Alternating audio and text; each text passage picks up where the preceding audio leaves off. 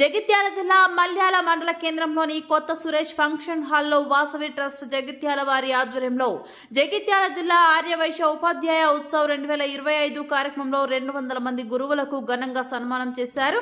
ఈ కార్యక్రమంలో Vaishya corporation chairman Kalva Sujatha, Vasavi trust chairman Pabba Srinivas, కన్వీనర్లు కొత్త సునీల్, నూనె శ్రీనివాస్, చెట్ల పవన్, గుండా కార్తిక్, కాసం రాజశేఖర్, జగిత్యాల జిల్లా మహాసభ అధ్యక్షులు మైలారపు లింబాద్రి, మెట్పల్లి పట్టణ అధ్యక్షులు మైలారపు రాంబాబు, ఆర్యవైశ్య సత్రం చైర్మన్ బుసా శ్రీనివాస్, సామాజిక సేవా కార్యకర్త రాజేష్ని శ్రీనివాస్ తదితరులు పాల్గొన్నారు।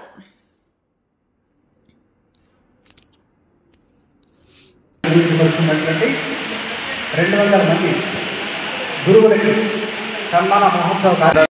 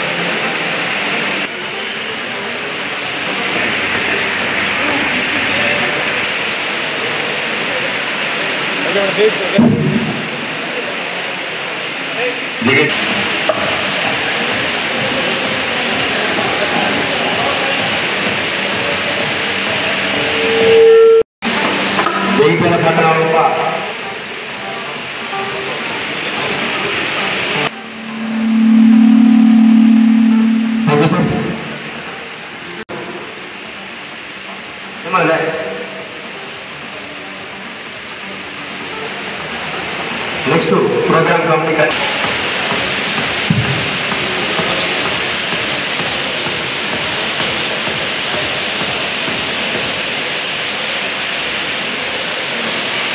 నెక్స్ట్ చెట్ల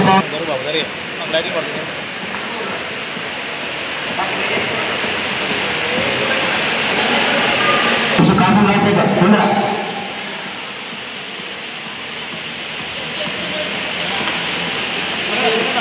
సీనన్నా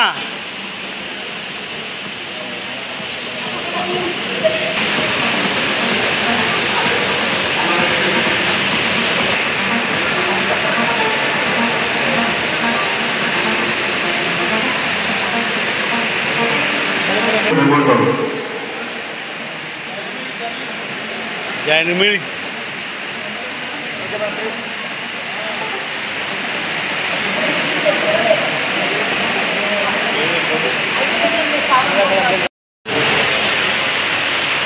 పబ్బా శ్రీనివాస్ గారు అంటే చాలా ప్రోగ్రామ్ చేస్తున్నారు। తెలంగాణలోనే ఆరోప అంటే చెప్పుకోదగ్గ ప్రోగ్రాంలు చేసిన వారు అంటే నాకు తెలిసినంత ప్రకారం పబ్బా శ్రీనివాస్ గారు 200 మంది గురువులను సత్కరించడం అంటే మామూలు ముచ్చట కాదు। ఎందుకంటే అంత డేటా సేకరించాలి,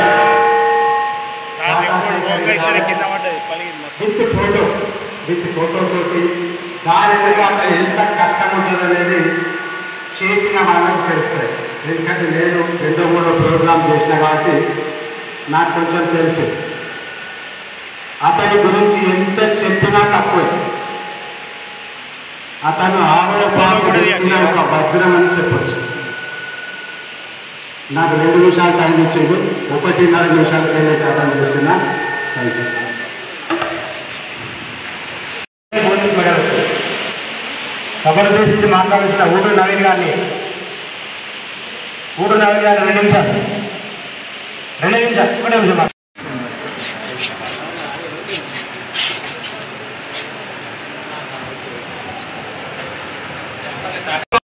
చూశాము। ఇంకా కొంత ఉత్సవ్కి ఈరోజు మమ్మల్ని ఇక్కడ ఆహ్వానించిన పబ్బా సీనన్నకి హృదయపూర్వకంగా ధన్యవాదాలు తెలియజేస్తున్నాను। అలాగే ఇంత గొప్ప కార్యక్రమానికి విచ్చేసిన మన ఆడబిడ్డ కల్వ సుజాత గారు, ఆర్యవైశ్య కార్పొరేషన్ చైర్మన్ కల్వ సుజాత గారికి హృదయపూర్వకంగా నమస్కారాలు తెలియజేస్తున్నాను। అలాగే ఈ వేదిక మీద చాలా మంది పెద్దలు ఉన్నారు. ఇప్పటికే కలయాపన జరిగింది కాబట్టి ఒక్కొక్కరి పేరు చెప్పుకుంటూ పోతే దానికి ఒక 10-15 నిమిషాలు అవుతుంది. అందరూ నా మొహం అట్లాగే చూస్తున్నారు కాబట్టి ప్రతి ఒక్కరి కూడా పేరు పేరున హృదయపూర్వకంగా నమస్కారాలు తెలియజేస్తున్నాను నేను. అలాగే వేదిక ముందున్న నా గురువులకి, నా మహిళా సోదరు మనలకు అందరికీ కూడా హృదయపూర్వకంగా నమస్కారాలు తెలియజేస్తున్నాను. ఈరోజు మీ అందరినీ చూస్తూ ఉంటే నా చిన్ననాటి ఆ రోజులు గుర్తొస్తున్నాయి. ఒక గురువుకు సన్మానం చేయడం అనేది చాలా పెద్ద విషయం. అంటే ఇంత గొప్ప కార్యక్రమంలో నన్ను భాగస్వాములు చేసిన పబ్బసీనకి హృదయపూర్వకంగా మనస్ఫూర్తిగా ధన్యవాదాలు తెలియజేస్తున్నాను.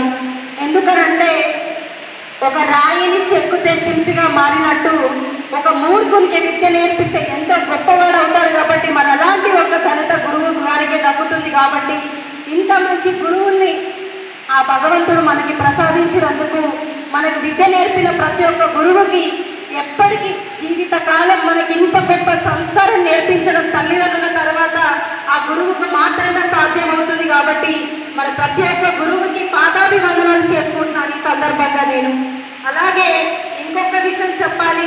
వైశ్యులు అంటే 20 సంవత్సరాల నుంచి ఒక గొప్ప అనుబంధం నాది. ఎందుకంటే నన్ను ఎవరు కూడా పద్మశాలి అని చెప్పేసి అనలేదు ఇంతవరకు.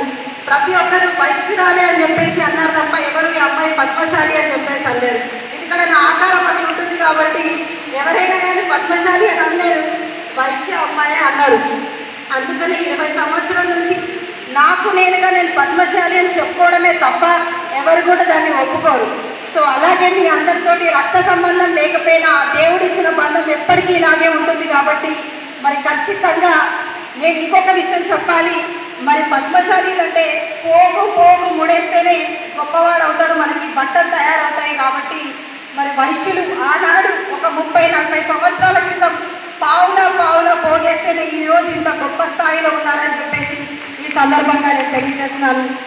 ఈరోజు వైశ్యులు అంటే ఎక్కడో కిరాణా షాప్లో కూర్చునే వైశ్యులు కాదు. ఈరోజు ప్రతి ఒక్క సంస్థానంలో అంటే రాజకీయంలో కావచ్చు, ఎక్కడ చూసిన ఎదుగుదల మొదలైపోయింది. కాబట్టి ఈరోజు అక్కడ చూసుకుంటే మనకు అర్థమవుతుంది మన ఇంటి ఆడబిడ్డ. కాబట్టి ఇలాగే ప్రతి చోట ఈ కులం ఆ కులం అని కాదు, ప్రతి కులంలో అందరూ కూడా ఎదగాలి అని చెప్పేసి సందర్భంగా నేను తెలియజేస్తున్నాను.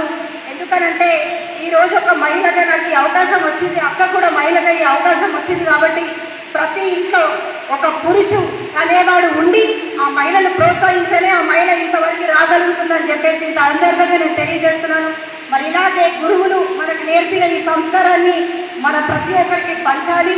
ఎందుకంటే విద్య ఎంత పంచితే, జ్ఞానాన్ని ఎంత పంచితే అంత పెరుగుతుంటే తప్ప తగ్గదు. కాబట్టి మరి ప్రతి ఒక్కరు కూడా ఈ సందర్భంగా ఇది మన పిల్లలకు నేర్పించాల్సిన విషయం. అందరూ దయచేసి ఈ విషయాన్ని ఒకటి అర్థం చేసుకోవాలి. మరి ఇంత గొప్ప కార్యక్రమానికి నన్ను ఆహ్వానించిన మరి పబ్బసీనకి అందరికీ ఇక్కడ వేదిక మీద ఉన్న ప్రతి ఒక్కరికి హృదయపూర్వకంగా ధన్యవాదాలు. సేవకు విద్యాదానానికి నిజంగానే మీకు సత్కరించేది చంద్రుడికి నూగులు పోగు లాంటిది అని ఈ సందర్భంగా మరి ఉపాధ్యాయులకి సెప్టెంబర్ 5వ తారీఖున పూజించుకుంటాం. మరి మంత్రివర్యులు రావాల్సి ఉండే వారు కూడా మరి శుభాకాంక్షలు తెలిపారు. జీవన్ రెడ్డి అన్న గారు కూడా నేను వస్తూ మాట్లాడుతుంటే నా తరఫున ఉపాధ్యాయులందరికీ కూడా నమస్సుమాంజలు తెలపమని చెప్పారు. హైదరాబాద్ నుంచి ఒక అనివార్య కారణాల వల్ల రాలేకపోయాను అని చెప్పమన్నారు. ఆ తర్వాత మేడిపల్లి సత్యం సోదరుడు కూడా అన్ఫార్చునేట్లీ హైదరాబాద్లో స్ట్రక్ అయిపోయాను, నా శుభాకాంక్షలు తెలియజేయమని చెప్పారు. వారి తరఫున ఈరోజు ఆర్యవైశ్య గురువర్యులకు ఎవరికైతే సన్మానం జరపబడుతుందో వారందరి తరఫున వారి శుభాకాంక్షలు తెలియజేస్తూ మరి వేదిక మీద ఉన్నటువంటి ఈరోజు ఈ కార్యక్రమానికి నిజంగానే ఎన్నో కార్యక్రమాలు చేసుకుంటాం మనము.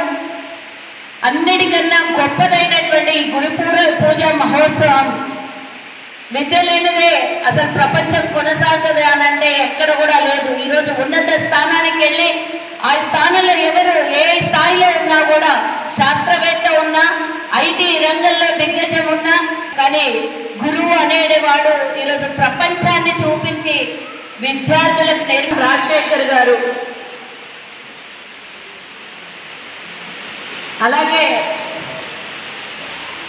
మన వేములవాడ రాజన్నను దర్శనం చేసుకోవాలి అంటే అక్కడికి వెళ్తే మనందరికీ వసతి కల్పించి, ఇందాకనే మన జిల్లా పరిషత్ చైర్మన్ గారు చెప్పినట్టు కాశీలో కూడా వారు సత్రాన్ని నిర్మిస్తున్నారు. అక్కడికి వెళ్తే కూడా స్వామివారి దర్శనాని కోసం అన్ని విధాలా సహకరిస్తారు. వేములవాడలో కూడా అకామిడేషన్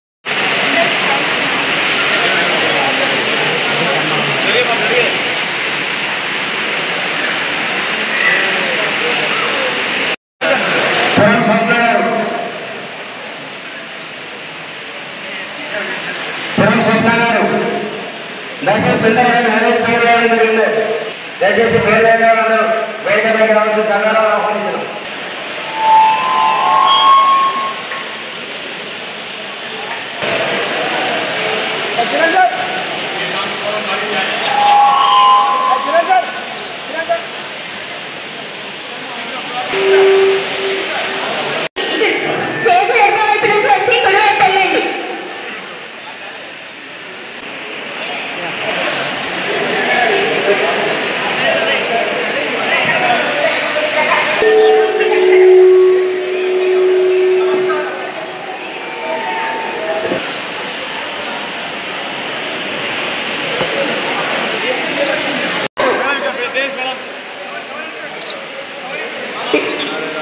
తిప్పని రామచంద్రం గారు,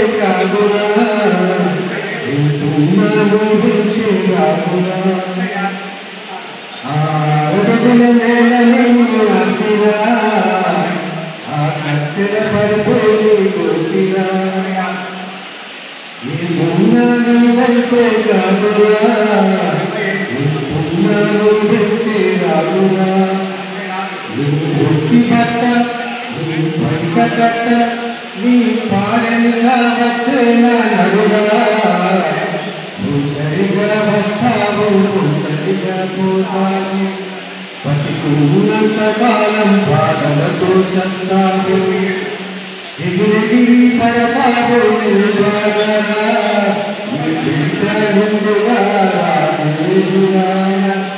ఈ గున్నానికైతే కాదురా ఇంకున్నానికైతే కాదురా బ్రతుకంతా నిత్యము బాధ్యతల భారము ఈ మధ్య తరగతి జీవితము చిత్రము తోడు గుడిసే పరంతరం కలిసే అందరికీ చావన్నది ఒకటేరా ఈ పుణ్యానికైతే కాదురా ఎంకున్నానికైతే కాదురా నీ కంటి పొగలను తొలగించినడు ఈ పొగలు ఇక తీసియడు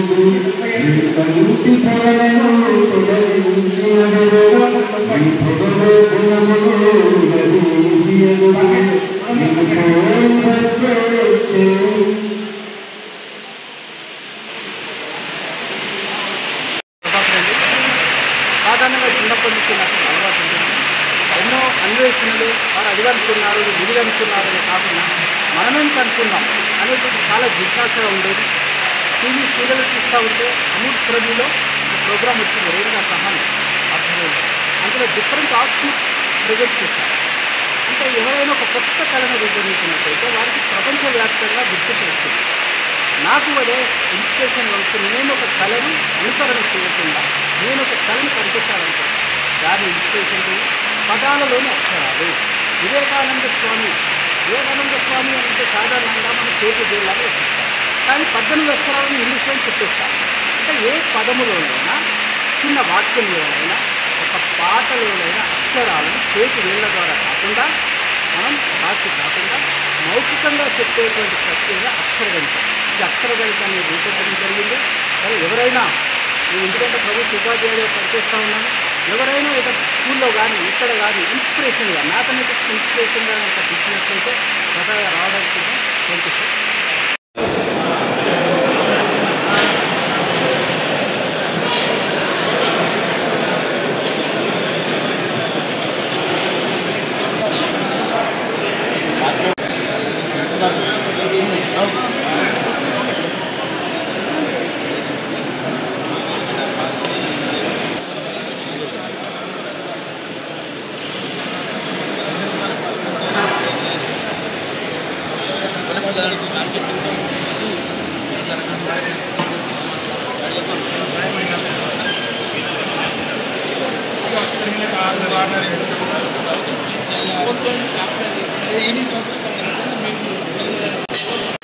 చెప్పిండు వచ్చే రాలేదా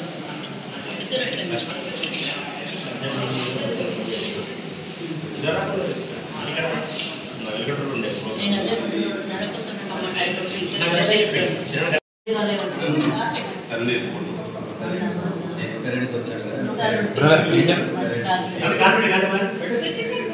నరకోసం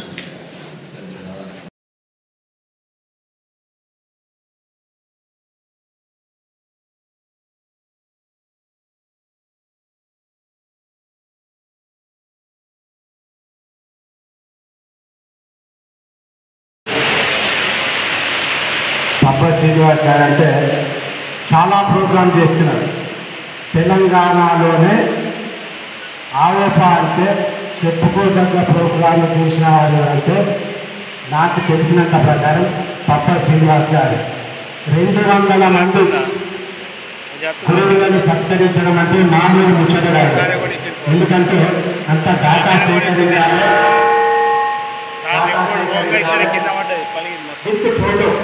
విత్ ఫోటోతోటి దాని ఎంత కష్టం ఉంటుంది అనేది చేసిన వాళ్ళకి తెలుస్తుంది. ఎందుకంటే నేను 2-3 ప్రోగ్రాం చేసిన కాబట్టి నాకు కొంచెం తెలుసు. అతని గురించి ఎంత చెప్పినా తక్కువే. అతను ఆవేపాకు ఒక వజ్రం అని చెప్పచ్చు.